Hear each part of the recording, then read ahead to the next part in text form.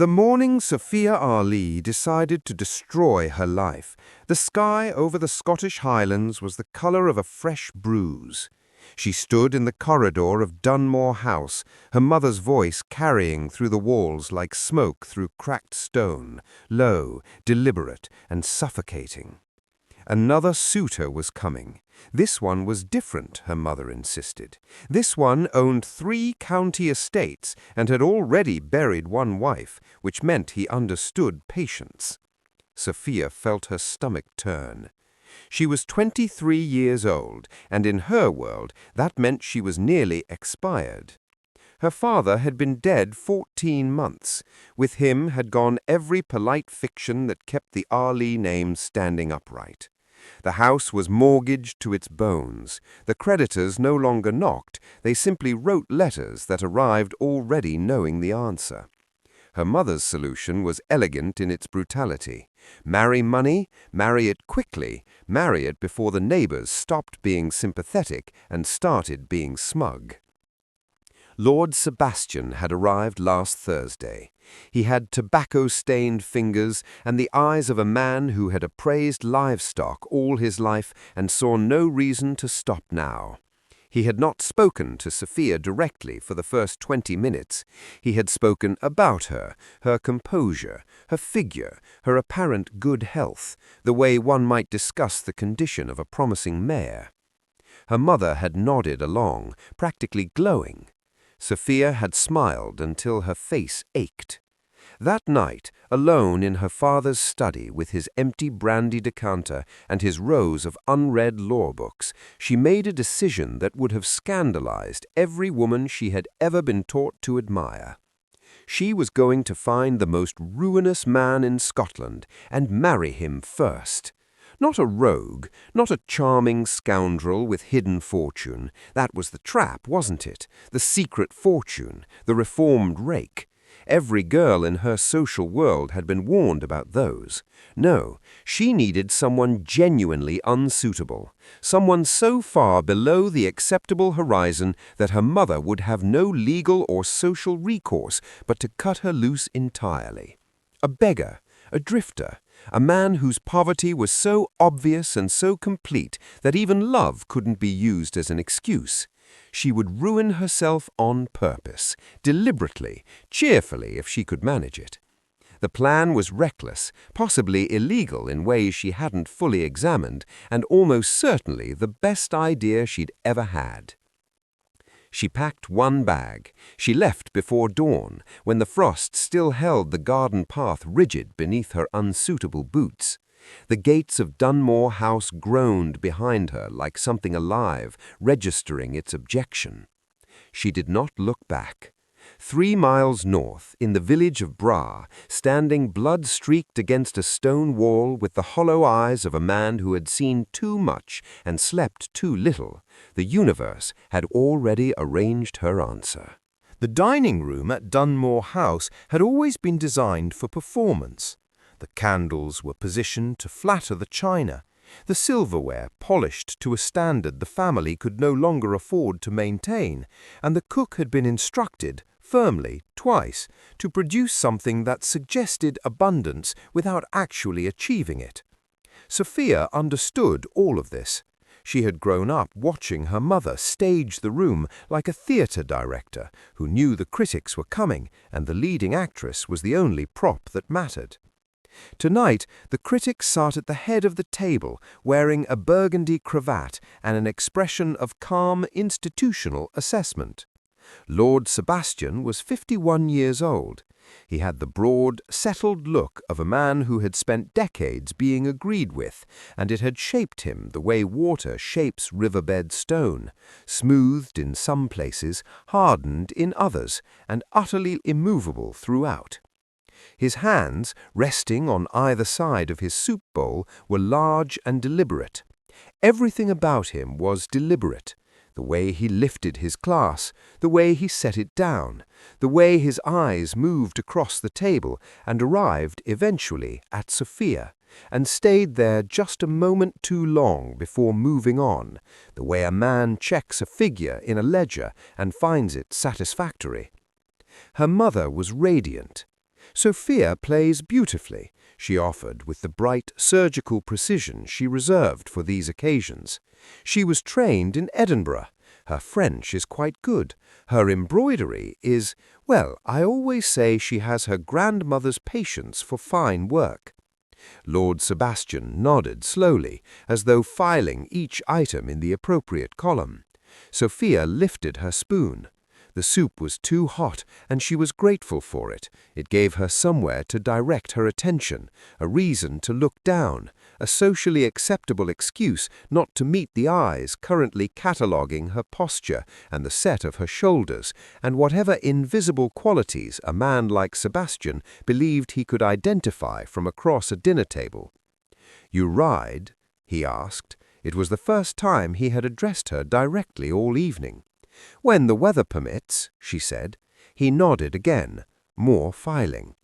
Her mother laughed softly, the particular laugh she used to smooth transitions. "She plays really well. Her father always said, 'And your health,'" Sebastian said, still looking at Sophia, not asking her mother, asking the ledger directly now.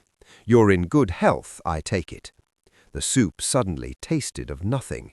"Quite good," Sophia said. "No history of—" He paused, lifted his wine, resettled it. "Fragility on either side." The word sat in the center of the table between the bread rolls and the butter dish, and for a moment nobody touched it. Her mother's smile did not waver. Sophia had to give her that. Years of practice had made that smile nearly geological. "None whatsoever," her mother said warmly. "The Arley women are extraordinarily resilient."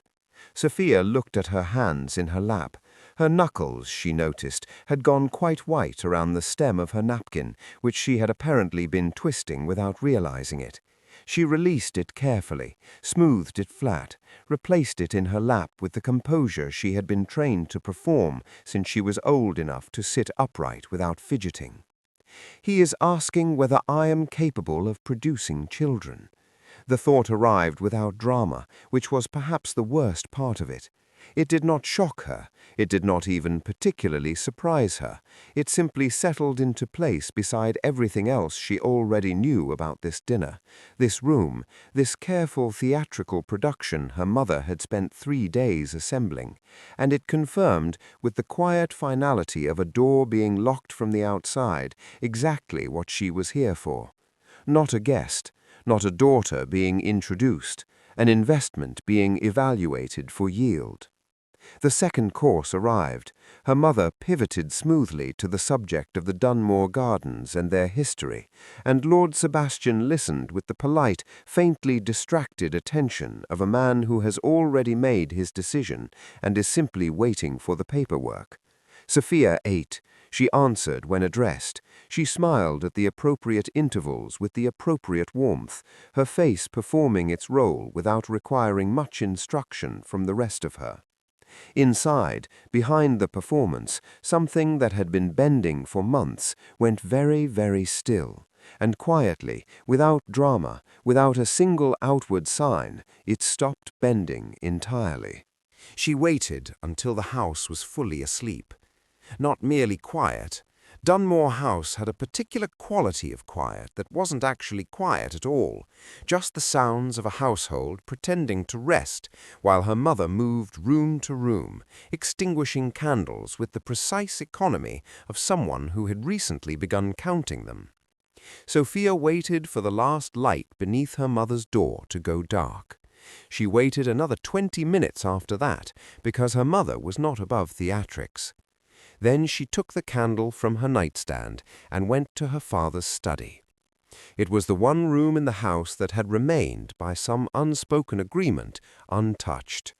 The rest of Dunmore had been quietly adjusted in the 14 months since his death, furniture rearranged, certain paintings rotated to cover the rectangular ghosts of others that had been sold, the good guest linens replaced with adequate ones, and the good ones set aside for occasions that required impressing. But the study remained his. His law books still lined the shelves in the order he'd preferred, organized not alphabetically, but by the year he'd first read them, which had always struck Sophia as exactly the kind of system that made perfect sense only to the person who invented it. She sat in his chair. It was too large for her, as it had always been. She remembered sitting in it as a child, her feet not reaching the floor, reading the titles on the spines and asking him what words like jurisprudence meant. He had told her, always. He had never simplified his answers for her, never offered her the children's version of anything. It was possibly the greatest gift he had ever given her, and she missed him with a sudden sharpness that sat just beneath her sternum and refused to be reasoned with. She set the candle on the desk and thought about Lord Sebastian's eyes, the way they had moved across her, patient, assessing, not unkind precisely. That was almost the most unbearable part of it. He was not a cruel man, she suspected. He was simply a man who had lived so long inside a particular system that he had ceased to notice it was a system at all. To him, this was simply how things were arranged. A woman of her background, her age, her situation. She was a transaction waiting to be completed. He was completing it. Nothing personal, nothing malicious, just commerce. She got up and began to pace, which was something she had also inherited from her father, this inability to think while stationary. The situation, examined plainly, was this. Her mother needed her married to money before the creditors completed their patient work of dismantling what remained of the family's dignity.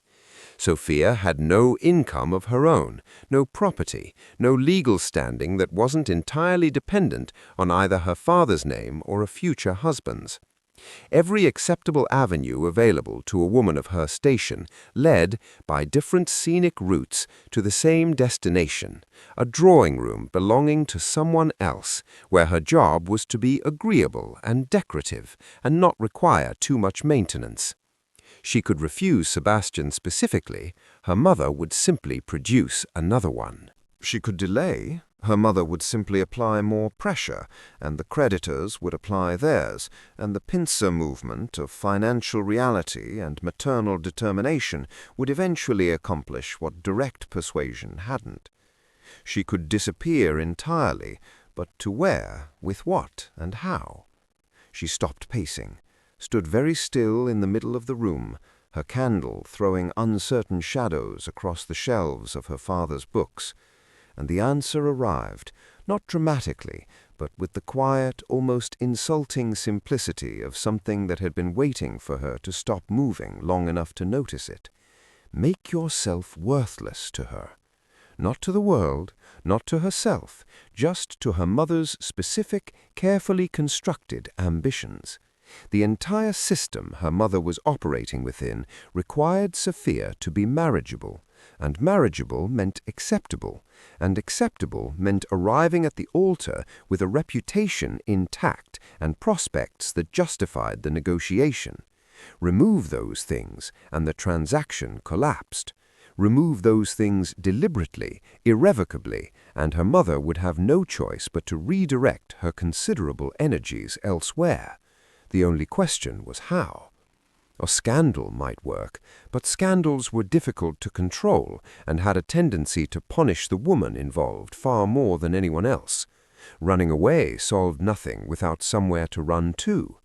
But a marriage, a legal, documented, utterly irreversible marriage to someone so profoundly unsuitable that no amount of her mother's ingenuity could spin it into anything salvageable.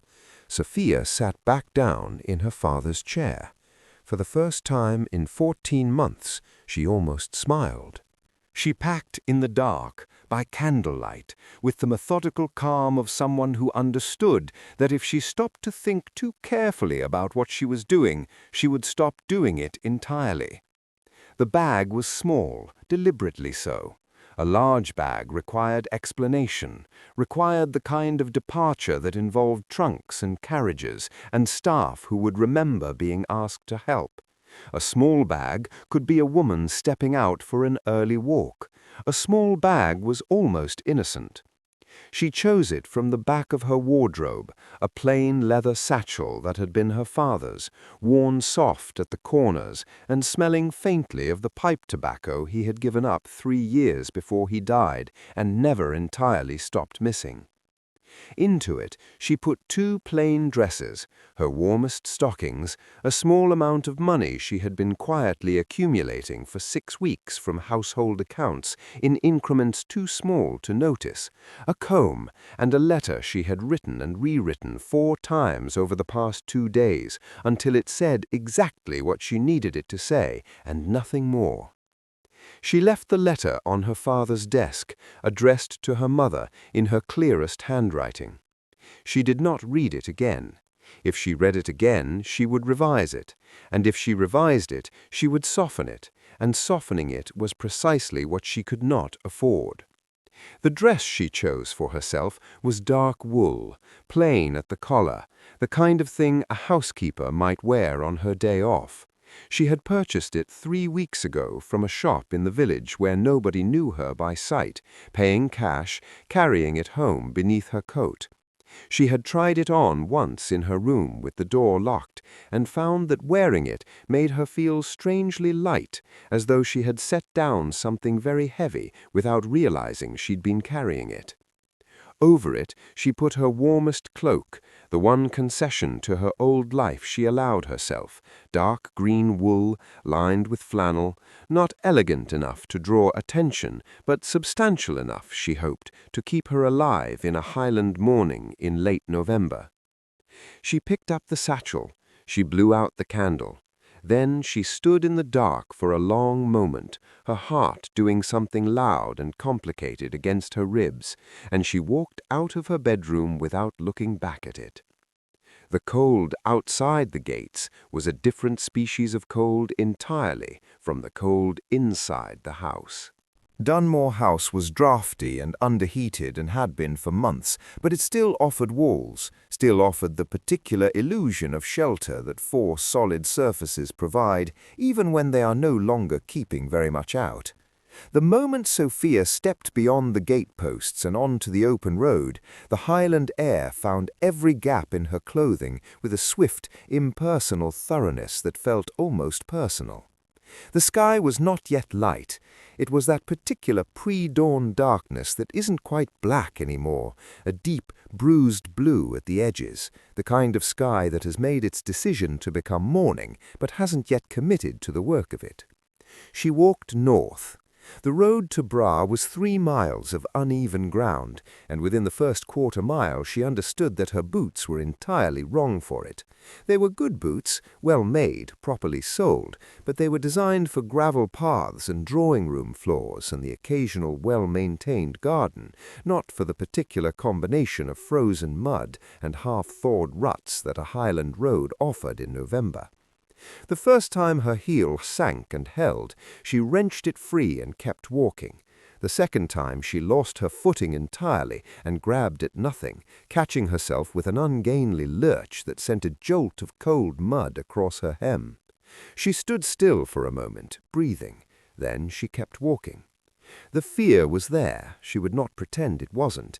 It was not the dramatic, cinematic fear of Gothic novels, not the kind that made women faint or freeze in doorways. It was quieter than that and harder to locate precisely.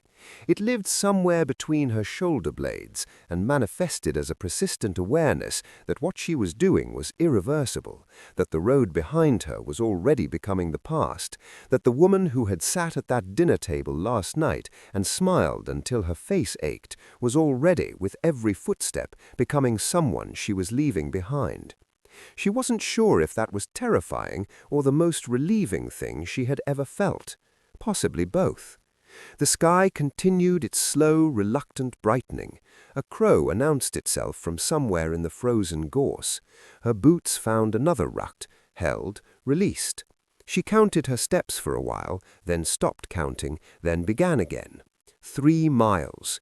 She had come too far inside her own head to stop now, and the road, indifferent, frozen, entirely unimpressed with the significance of the occasion, simply continued ahead of her. So she followed it. Bra was not a village that announced itself. There was no sign, no proud stone marker declaring its name and population for the benefit of travelers. It simply accumulated, a farmhouse, then a gap, then two cottages close together as though for warmth, then a low stone wall, then a smithy with cold doors, then a handful of buildings arranged around a square of packed earth that generously called itself a market, and on most mornings held nothing more remarkable than a cart of turnips and the particular silence of a place that had been awake since before dawn and had already exhausted its conversation. Sophia arrived at its edges just as the light finally committed to being light. She was cold in a way that had moved beyond sensation into something more structural, a stiffness in her jaw and her hands that made everything feel approximate. Her hem was ruined, her boots had developed a sound, a faint, mortifying squelch on the left side that she had been doing her best to ignore for the last half-mile. She was also, she realized, quite hungry, having been too focused on the engineering of her escape to eat anything the previous evening beyond 3 bites of a dinner she had no appetite for. She stopped at the edge of the square and took stock. A woman was crossing with a basket. A dog, elderly and uninterested, was conducting a slow investigation of something near a doorstep. Smoke was coming from 2 chimneys. A cart was being loaded near the far end with the unhurried efficiency of someone who had been loading carts in this square for 30 years and expected to do so for 30 more. And, leaning against the low wall beside the well, with his arms loosely folded and his eyes on the middle distance, was a man who looked like he had been recently and thoroughly broken and had put himself back together through sheer bloody-mindedness and not much else. She noticed the cut first, a dark line along his left cheekbone, recent enough to still be raw, the kind of wound that came from something fast and careless. His coat was a soldier's coat, or had been once, before it became the coat of a man who no longer had the resources, or perhaps the inclination, to replace it. His jaw was dark with several days of beard. His hands, even at rest, had the particular quality of hands that were accustomed to being useful in immediate and physical ways. He was not looking at her. He was looking at the middle distance with the steady, unfocused patience of a man who has learned to wait without needing to know what he is waiting for. The look, she thought, of someone who has spent long enough in situations where impatience was a luxury that kills you. He looked exhausted down to the bone. He also looked, she noted with the practical part of her brain that had been running quiet calculations since she left Dunmore, like a man with no carriage, no staff, no signet ring, and no conceivable social connection to anyone in her mother's address book. She crossed the square before she could think better of it. He noticed her approach about 4 steps away. She saw it in the slight shift of his weight, the eyes moving from the middle distance to her face with a directness that was neither rude nor welcoming, simply alert, the automatic assessment of a man for whom reading a situation quickly had at some point become a matter of survival. Up close, his eyes were grey, not a soft grey, a pale winter grey, the colour of Highland sky in January, clear and very still, and considerably more watchful than the rest of his posture suggested. She stopped. He waited. The dog across the square had finished its investigation and was now watching them both with a detached interest of a bystander who has nowhere better to be. Sophia had rehearsed several opening lines during the 3 miles north. They had all seemed more reasonable in the dark, in her father's study, when the plan was still theoretical. Standing in front of an actual man, with actual eyes that were actually looking at her with actual wariness, every version she had prepared felt either absurd or alarming. She chose the most direct one because she was cold and hungry and had come too far to lose her nerve in a market square in front of a disinterested dog. "I apologize for the abruptness," she said, "but I need to ask you something important, and I want you to know before I ask that I am completely serious." One dark brow rose, almost imperceptibly. "Are you married?" The silence that followed lasted perhaps 4 seconds. It felt considerably longer. The grey eyes studied her with an expression she couldn't quite name, not amusement, not alarm, something more careful than either. "No," he said. His voice was low and unhurried, a voice that had learned not to waste itself. "Should I be concerned about what comes next?" Sophia looked at him steadily. "Probably," she said, "but I hope you'll hear me out regardless." He did not laugh at her. She had prepared herself for laughter, the reflexive, dismissive kind that men produced when women said something that fell outside the boundaries of what women were expected to say. She had steeled herself against it during the walk, had built a small internal architecture of resolve specifically designed to withstand being laughed at in a village square in front of a cart of turnips. He didn't laugh. He simply looked at her for a long moment, then pushed off the wall with the unhurried movement of someone who has learned to conserve energy, and said, "Walk with me." It wasn't an invitation exactly. It wasn't a refusal either. It was the response of a man who understood instinctively that certain conversations should not be conducted in the middle of a square where women with baskets could hear the interesting parts. She walked with him. He took her to the far edge of the village, where a low stone bridge crossed a stream that was more ice than water, and he stopped there and leaned on the parapet and looked at the frozen stream below, and she understood that this was where he intended to conduct the conversation, on neutral ground, with an exit in either direction and no roof overhead. A man, she thought, who was accustomed to keeping his options open. "Tell me the rest of it," he said. So she told him.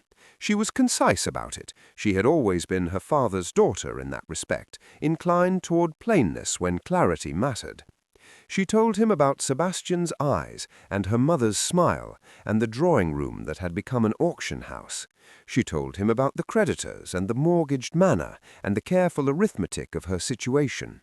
She told him what she needed, a legal marriage, witnessed and documented to a man sufficiently removed from her social world that her mother would have no avenue of appeal or negotiation. She told him she was not asking for love or companionship or anything that would require more from him than his name on a register and his tolerance for a situation that was, she fully acknowledged, entirely irregular. She told him all of this to the side of his face, because he continued to look at the frozen stream throughout, and when she finished, he was quiet for long enough that she began to wonder if she had miscalculated him entirely. Then he said, "And what do I get from this arrangement?" It was a fair question. She had prepared for it. "Whatever you need, within reason and within my limited means." He turned to look at her then, fully, with those winter-grey eyes, and she had the distinct impression of being assessed, not the way Sebastian had assessed her, not with that cold commercial cataloguing, but assessed in the way of someone trying to determine whether a thing is what it claims to be. "You want to know my situation," he said. It wasn't a question. "If you're willing to tell me." He was quiet again. The stream made a small sound beneath the ice, water still moving underneath the frozen surface, insisting on itself. "I have 4 shillings," he said. "I have a coat that isn't keeping me as warm as I need it to, a cut on my face that may or may not be infected, and a room above the inn that I've paid for through Thursday. After Thursday I haven't decided." He paused. "Freedom costs differently when you can't afford bread. I'd want you to understand that before you romanticize whatever it is you think you're choosing." "I'm not romanticizing anything," Sophia said. "I've been awake for most of 2 days planning this. My boots have a hole in them, and I've been walking since before dawn, and I haven't eaten since yesterday afternoon. I'm not here because I have illusions about poverty. I'm here because the alternative is that man's hands on my life for the rest of it, and I find I can't." Something shifted in his face, small, almost imperceptible, but there. "You said person," he said quietly. She blinked. "I beg your pardon?" "Earlier, you said you wanted to be a person rather than an asset." He looked back at the stream. "You used that word specifically." "Yes." Another silence, longer this time, and different in quality from the others, less guarded, more interior, as though he was consulting something she didn't have access to. When he spoke again, his voice was level, but beneath the levelness was something she couldn't quite name. Recognition, perhaps, the sound of someone hearing a sentence they have already said to themselves in the dark, in a different room, in a different voice, in precisely the same desperation. "There's a church on the North Road. The minister does paperwork on Wednesdays." He finally turned to look at her fully, and for the first time since she'd crossed the square, something in his expression opened, just slightly, just enough. Today is Wednesday. The church on the North Road was the kind of building that had never been young. It sat low against the hillside, as though it had grown there rather than been constructed. Its stone walls the same grey as the sky above them, its single small window facing east with the patient, undemonstrative faith of something that has been waiting a very long time and expects to wait considerably longer. A yew tree older than the building stood at its left corner, its roots lifting the pathstones in a slow, centuries-long insistence that the ground belonged to it first. The minister was a small man named Mr. Craigie, who wore his surprise well and asked only the questions he was legally required to ask. He had clearly conducted enough irregular proceedings in his long tenure to have developed a professional equanimity about human desperation in all its forms. He looked at Sophia's plain wool dress and Jaden's soldier's coat, and the absence of any guests or flowers or any of the usual apparatus of matrimonial occasion, and he said nothing beyond what the register required. He did ask once quietly, while Jaden was signing the first document, whether Sophia was certain. She said yes without hesitating, which she suspected was the correct answer, regardless of how she actually felt. How she actually felt was something she set carefully to one side, to be examined later when there was privacy enough for it. The ring was Jaden's mother's. He produced it from the inside pocket of his coat without ceremony or explanation. A plain silver band, worn smooth on the outside from years of being worn, simple enough to be almost nothing, and somehow, because of that, exactly right. He held it for a moment before the ceremony began, looking at it in his palm, with an expression she didn't yet know him well enough to read. And then Mr. Craigie began speaking, and Jaden looked up, and the expression was gone, replaced by the careful steadiness he seemed to wear as a default. When he slipped it on her finger, it fit as though it had decided to. She looked down at it while Mr. Craigie completed the final passages, this small plain thing on her hand, this object that had belonged to a woman she would never meet, that had travelled whatever road Jaden had travelled to arrive in the inside pocket of a worn coat in a village in the Highlands on a Wednesday morning in November. It did not look like the beginning of a catastrophe. It looked like a ring, ordinary and real, and faintly warm from being carried close to his chest. Mr. Craigie pronounced them married in the same tone he might have used to confirm a weather forecast, not unkind, simply factual. Jaden said thank you. Sophia said thank you. Mr. Craigie handed them their copy of the register entry and went back to whatever he had been doing before they arrived, with the air of a man who has learned that other people's lives proceed perfectly well without his continued attention. She wrote the letter in the vestry, with Mr. Craigie's pen and his ink and a piece of paper he provided without comment. She had composed it in her head across 3 miles and 2 days, had drafted it and revised it and stripped it back until what remained was pure and clean and entirely without apology. She wrote it out now in one continuous movement, her handwriting steady. And when she reached the end, she did not add softness to it, because softness was precisely what her mother had always counted on. I am writing to inform you that I was married this morning to Mr. Jaden Barker of Bra. The marriage is legal, witnessed, and registered. I am well. I ask that you do not attempt to contact me for the time being, as I have nothing further to add beyond what this letter contains. I wish you no unhappiness. I simply decline to be the source of your happiness any longer. Your daughter, Sophia. She folded it. She addressed it. She gave it to the post the same afternoon, standing outside the small shop that served Bra as its postal office, and she held it over the slot for perhaps 2 seconds before she let it go.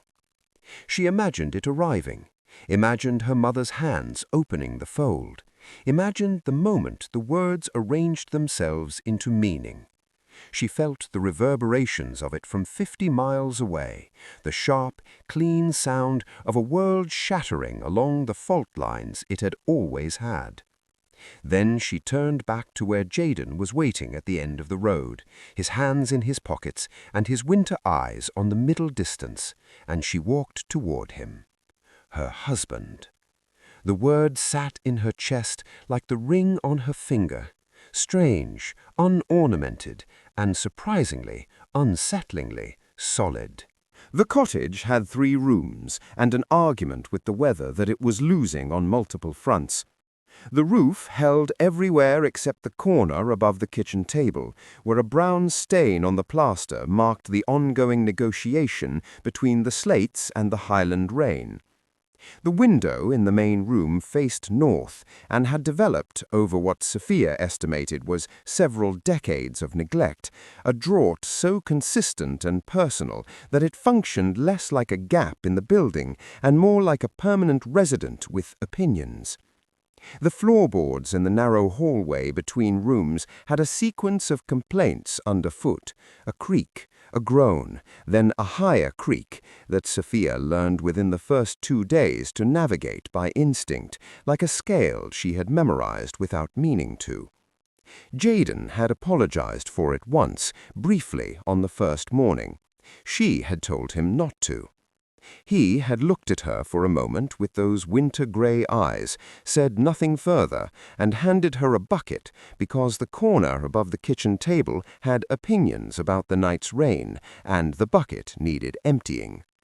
This, she discovered, was how Jaden communicated practical necessity, not with instruction or condescension, but with the quiet handing over of the relevant object, a wordless assumption of competence that she found, to her considerable surprise, more respectful than anything Lord Sebastian had managed across an entire dinner.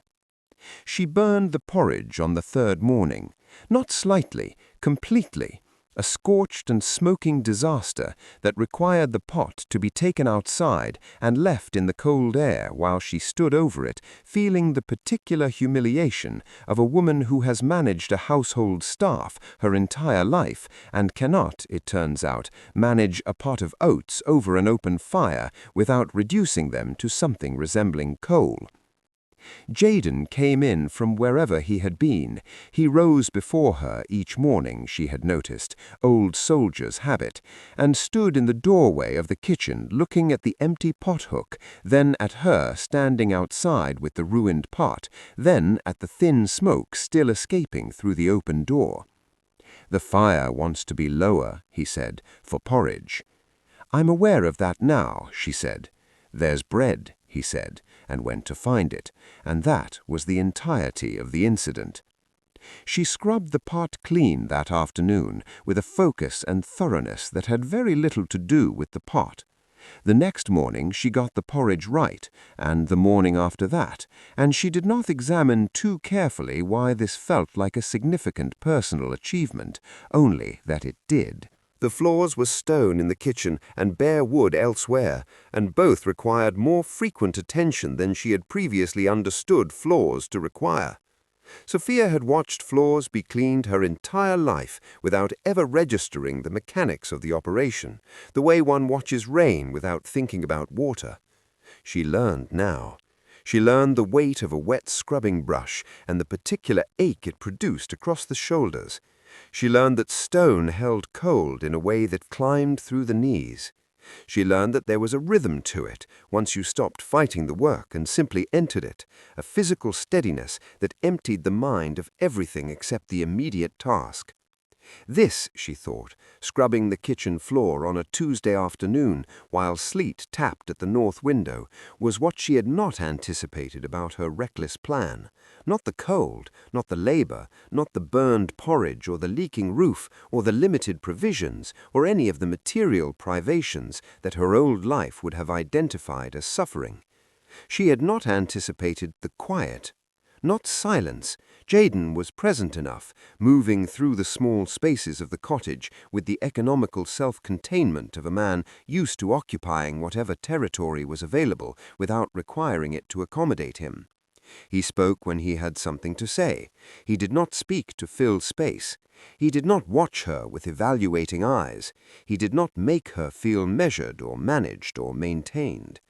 He simply, and she understood what a radical and unfamiliar thing this was, left her alone.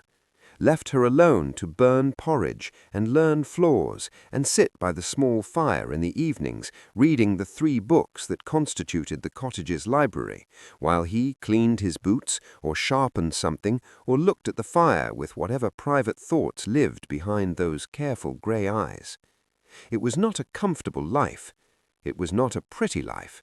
But it was, and she turned this word over slowly, like something fragile she wasn't sure she trusted yet.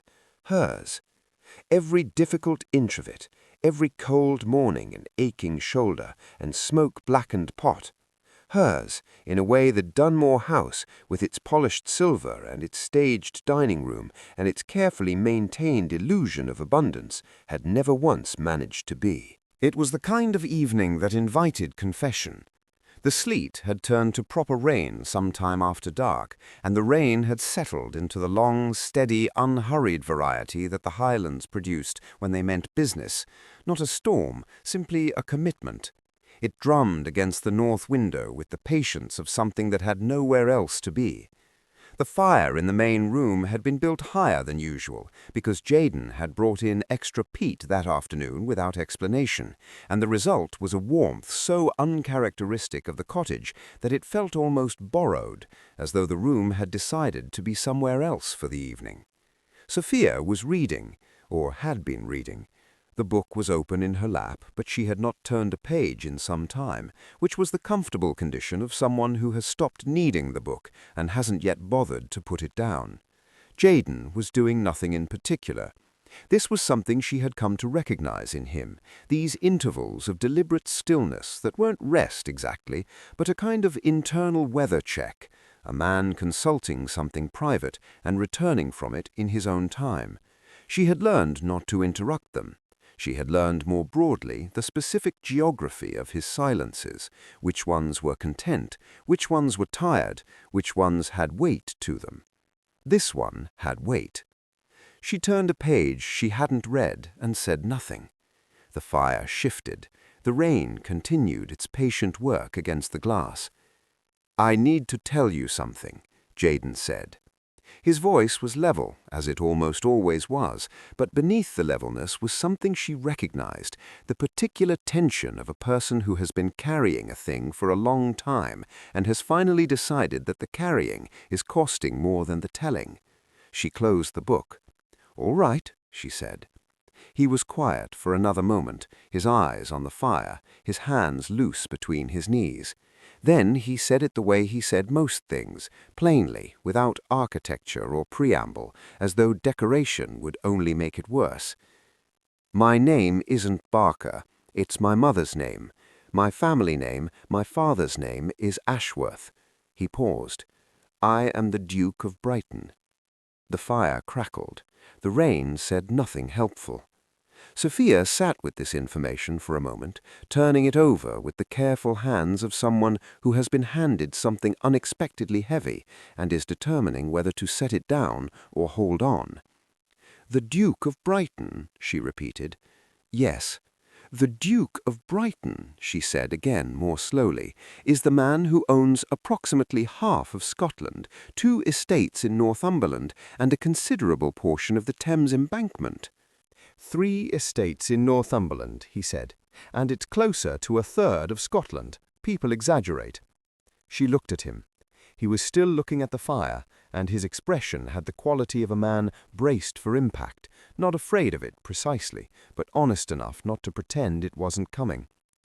"How long?" she asked. "Since birth. I've been running from it for 6 years." He exhaled slowly. "I enlisted under my mother's name.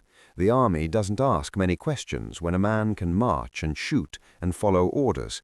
For 3 years I was Sergeant Barker, and nobody looked at me the way people look at a title.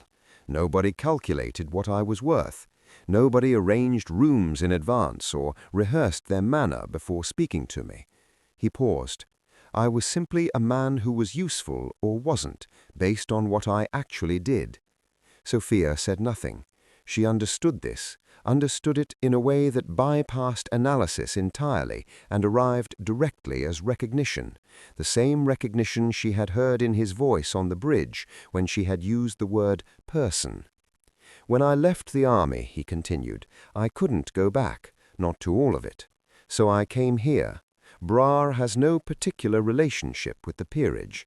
Nobody here knew the name Ashworth. He looked at her then, finally, the winter-grey eyes direct and without deflection. I should have told you before the church, I know that. Yes, she said, simply, without accusation. You should have. I know. The fire moved between them for a moment, warm and indifferent. We are, Sophia said slowly, a remarkable pair of idiots. Something crossed his face, not quite a smile, but the preliminary geography of one. How do you mean? I married beneath myself to escape a title. She looked at him steadily. You abandoned a title to escape exactly what I was escaping. She let that sit for a moment. We ran in opposite directions and arrived at the same cottage. He looked at her for a long time. The almost smile completed itself, quiet and real and entirely unguarded, the first she had seen from him that was fully formed, that hadn't been pulled back before it finished arriving. Yes, he said, I suppose we did. They sat with it for a long time, the fire burning low between them and the rain continuing its steady, indifferent work against the glass. There was a great deal, Sophia understood, that the revelation required of them, practical considerations, legal implications, the vast and complicated machinery of a dukedom that did not stop existing simply because its owner was sitting in a leaking cottage in Brar, pretending to be someone else. She was aware of all of this in the way one is aware of a large piece of furniture in a dim room, its presence registered, its dimensions uncertain, the question of what to do with it entirely unresolved. But she found she didn't want to discuss the machinery yet. She wanted to understand something else first. Tell me about Brighton, she said. Not the estate, the life. Jaden looked at her. What it asked of you, she said, specifically. He was quiet for a moment, in the way that meant he was deciding whether to answer plainly or deflect, and she had learned to simply wait through this interval without filling it, because filling it produced the deflection, and the silence produced the truth. It asked everything, he said finally, and it asked it constantly.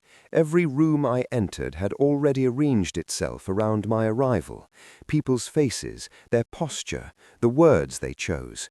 Everyone had already decided who I was before I spoke, before I sat down, before I did anything at all that might have told them.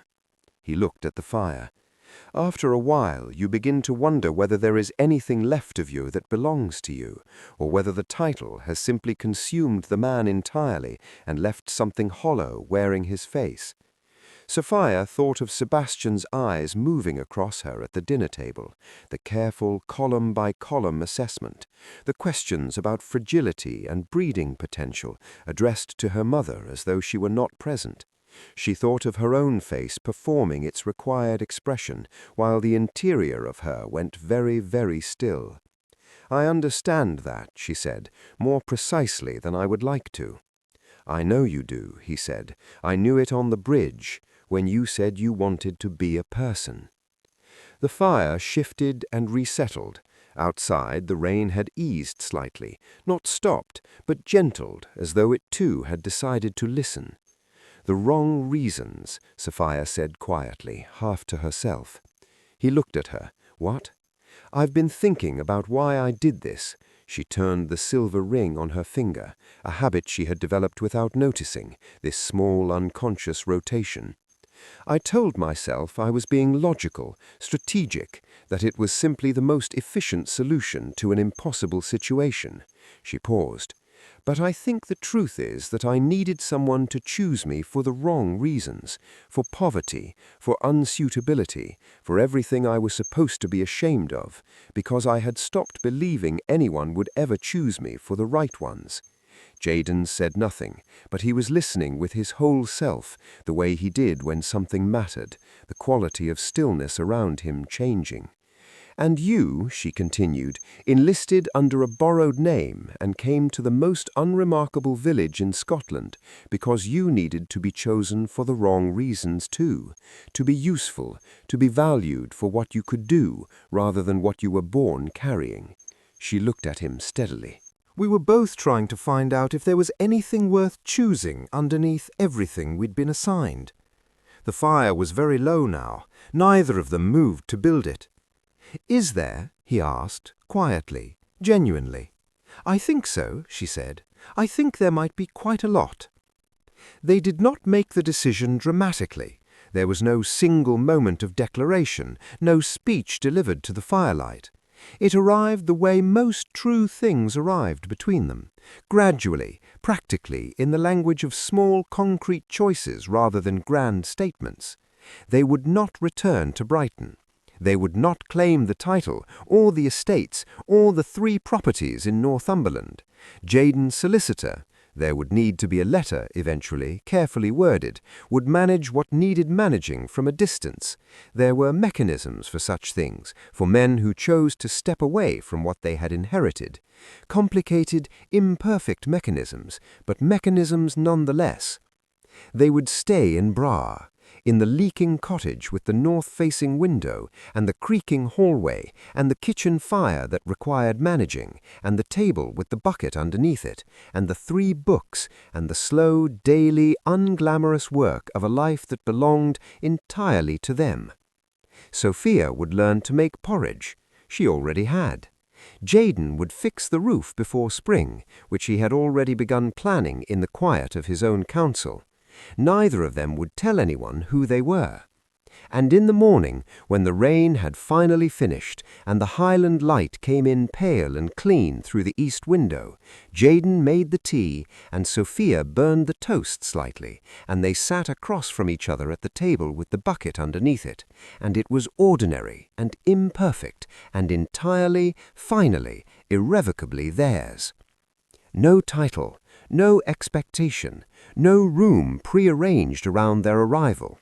Just this, just 2 people who had run from everything they were supposed to be and found, in the most unsuitable circumstances imaginable, the only thing either of them had actually been looking for. Each other, chosen freely, for no reason anyone else would have recognized as sufficient. Which made it, Sophia thought, turning the plain silver ring on her finger in the morning light, exactly sufficient. If Sophia and Jaden's story found something in you, 2 people who ran from everything they were supposed to be and collided in the most unlikely village in Scotland, I would be so grateful for a like. They didn't choose each other for the right reasons. They chose each other for the realest ones. Tell me in the comments which moment stayed with you. Was it the bridge, where 2 strangers recognized something in each other that neither had a name for yet? The plain silver ring that fit as though it had decided to? Or that final morning, burnt toast, leaking roof and all, when ordinary became everything? If you want to read what happens when the solicitor's letter arrives, when Brighton comes knocking on a cottage door in Bra, and when the world they left behind refuses to stay left, subscribe so you don't miss the next part. This story is just getting started.